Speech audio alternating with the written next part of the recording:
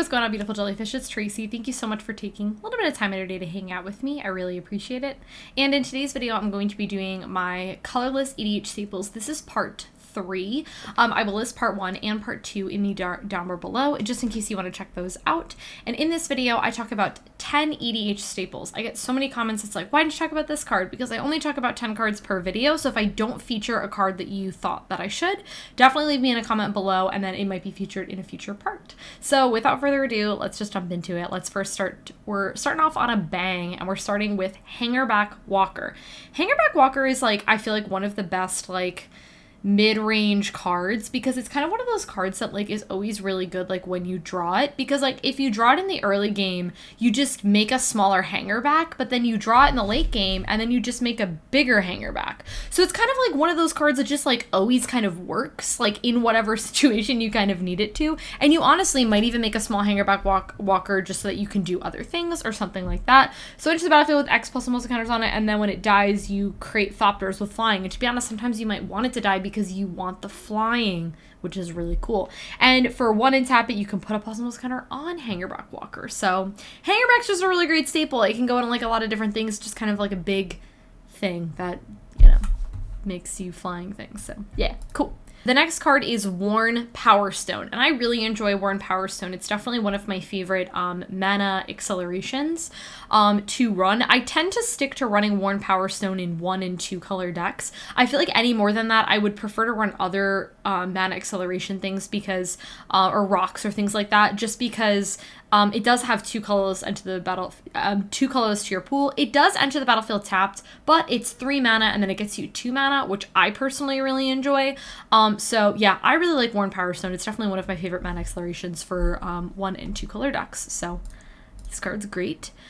I'm actually shocked that it took me the third part to talk about my favorite artifacts. I think this is my favorite artifact. I don't know, these days I think it's been Vidalcan Ori, but the card that I'm talking about is Perilous Vaults, which I guess you could say Perilous Vault is my favorite board wipe, and then Vidalcan Ori is my favorite artifact. I guess that's the narrative that we'll go with, but I really love Perilous Vault a lot. It's one of my favorite board wipes. It is kind of a lot of mana. It's 4 and then 5. My favorite thing to do with this card is to play it and then immediately sacrifice it. The reason for this is because I'm always nervous that like it's gonna come around to my opponent's turn and then they're gonna then have something to kill it in response to me activating it. So that's just kind of like the way that I personally prefer to play this card. I tend to do it when my opponents are tapped out, or if I have the safety net of a counterspell or something like that. Sometimes I just go for it because you just have to, and that's like you're out and that's just what you have to do. But anyways, yeah, it's a really great thing. If you're really kind of struggling for board wipes and you kind of need just something to run because maybe you're in a color that just doesn't have a lot, or you just wanted something, else, this card is really good. I like it. Okay, next card is for my people who are playing tribal decks, and that is Urza's Incubator. This card is awesome. I love Urza's Incubator. My personal favorite way to have this card is in a deck where you're playing tribals, but your tribal spells are pretty expensive. So I actually have this card in Avacyn, which is great because Avacyn's my commander, and that means that Avacyn literally costs 6 mana, which is ridiculous when you think about it. And the fact that my angels cost 2 less as well. So my angels that cost, for example, 4 now cost 2 mana, which is really, really good. I love Urza's Incubator. If you're playing tribal and your stuff is expensive, I would definitely consider running, like if you're running dragons, for example.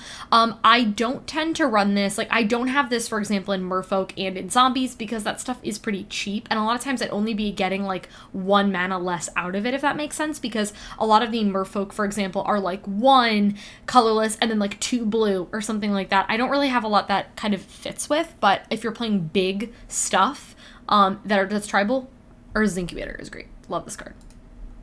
Okay, now let's talk about the diamond cards. We're talking about Sky Diamond, Fire Diamond, Emerald Diamond. Is it Emerald Diamond? What's the green one? I don't know what the green one is. But anyways, this diamond things, I realized too when I was like the diamond cards, I was like there's actually quite a few diamond cards, but these are the specific ones that I'm talking about. They're 2 mana, they do enter the battlefield taps, and they net you 1 mana, and it is of that color.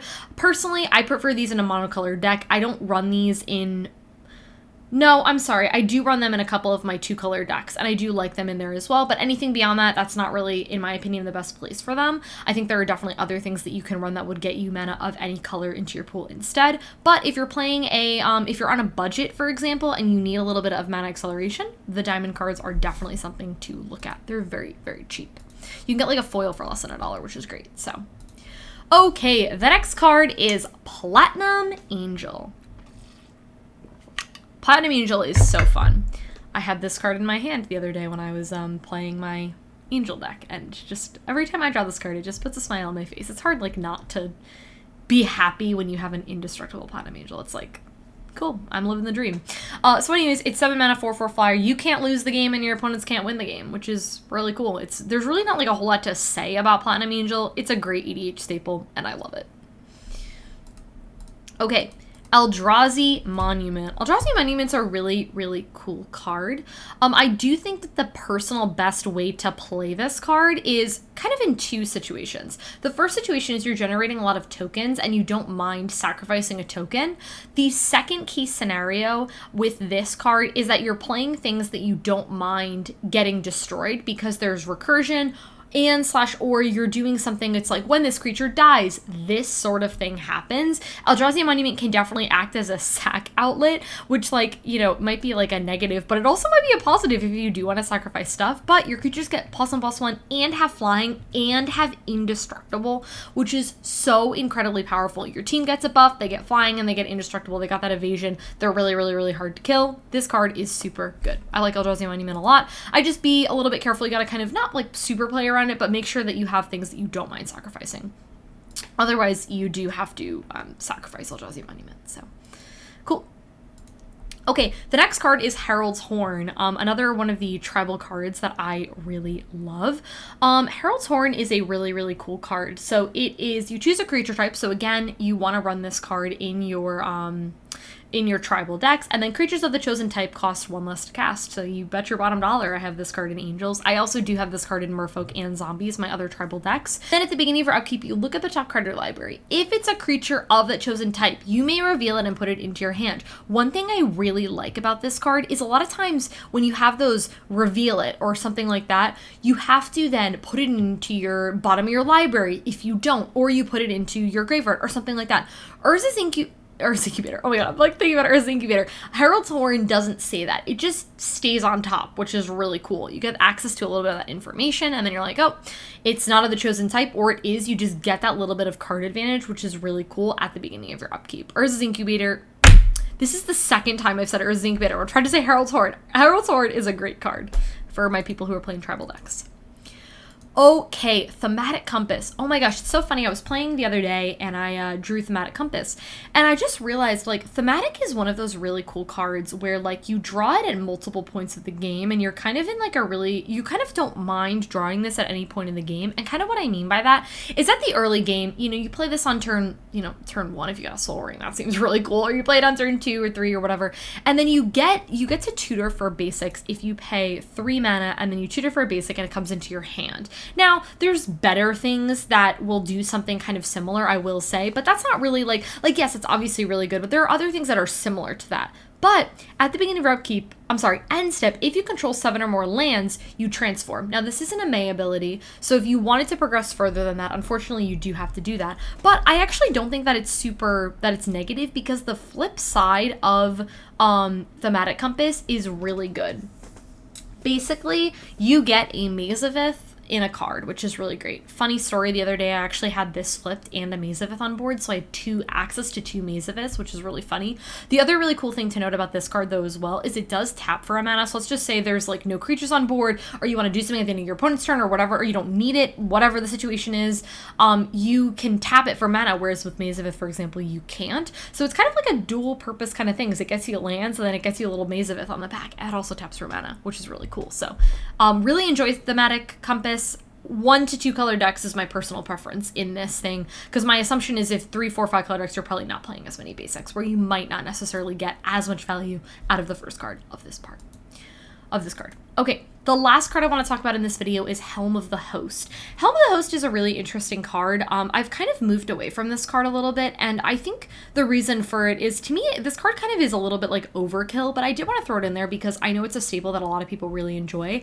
I think it's kind of one of those cards where you just kind of win harder with this card. I don't think this is a staple where it's like every single one of your commander deck go out and buy like 10 thematic compasses, 10 Helm of the Hosts, but I do think that in the right situation, like for the majority of decks, I do think that you can get away with this. And if you're playing in a very powerful and aggressive play group, I think that this card works.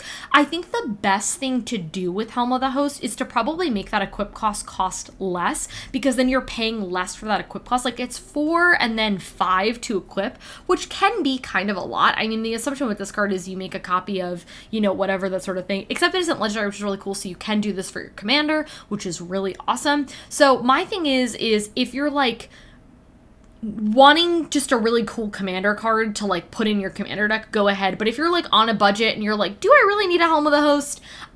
I think it just really depends, to be honest with you, about the situation. I think it depends on the commander deck that you're playing. I don't think you need this in everything, but I did want to throw it in here because I know a lot of people really enjoy this card. And again, if you're playing like an equipment like type of deck where you can make this card cost like 0 or 1 to equip, oh my gosh, by all means, please run Helm of the Host and then kill people much quicker. It just kind of is a win harder card. So just wanted to throw that out there and put it on, you know, your radar. Because I'm mentioning these cards, all of these might not necessarily be cards that I personally run, just like staples that you can run in a variety of things. You know what I mean? So anyways, guys, that is everything for chatting about staples that are colorless/artifacts. I really hope that you guys enjoyed this video. If you did, go ahead and give it a thumbs up. Subscribe to our channel if you're not already, and I'll catch you in my next one.